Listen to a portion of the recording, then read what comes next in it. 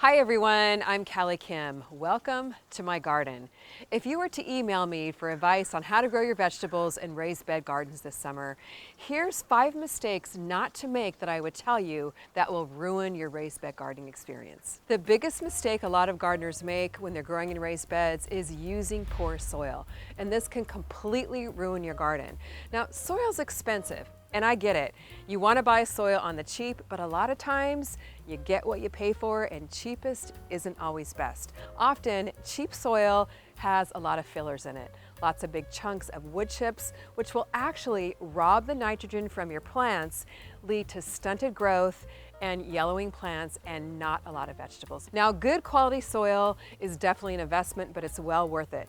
And you can actually do it on the cheap as well by using garden soil from around your garden and mixing it with good organic nutrients. That's the key, like compost, worm castings, and organic fertilizer. And you can also fill your raised bed on the cheap by filling the bottom third with sticks, leaves, and tree branches from around your yard, and then filling the rest with your good high quality DIY soil mix. Once you plant your vegetables, they're gonna love the good organic nutrients and really thrive and grow you lots of veggies to enjoy. The next mistake is building your raised beds too wide. Now, the length doesn't really matter, but the width is the critical number. If they're too wide, you won't be able to easily reach into your raised bed for planting, maintenance, and harvesting, or worse yet, you might have to step into the middle of your raised beds, which compacts your soil, or you can step on plants and kill them. So you definitely won't have as much production if your raised beds are too wide. Ideally, your raised bed should be no more than 4 feet wide. For example, my raised bed here is about 4 feet wide, which allows me to access the center of the raised bed from any side to care for it and harvest it. Now, you can go to town on the length as much as your heart desires, as much space as you have fun with it, and grow yourself a lot of veggies. Grab my book on raised bed gardening for all the know-how you need to build, fill, and grow your raised bed garden. Next mistake is not mulching the top of the soil in your raised beds. Now, when you leave bare soil, what happens is the soil dries out a whole lot quicker, which means the plants will dry out faster and become stressed, and you're just not gonna grow as many vegetables. Now, mulching has so many benefits. I like to mulch with shredded leaves or shredded straw, and what it does is it covers the top of the soil, protects the plant's roots from excessive heat or excessive cold, adds organic matter to the soil as it breaks down over time, brings in the worms, helps with water evaporation so you don't have to water as often, and is just an overall good practice to get into when you're doing raised bed gardening. Next mistake, not growing vertically. Grow up, not out, to totally max out the space in your raised beds. Look at the peas I have growing here on the trellis. Tons and tons of peas in here. If they weren't growing up, and they were flopping over the raised bed here, I wouldn't be able to grow near as many vegetables. So get creative with this one.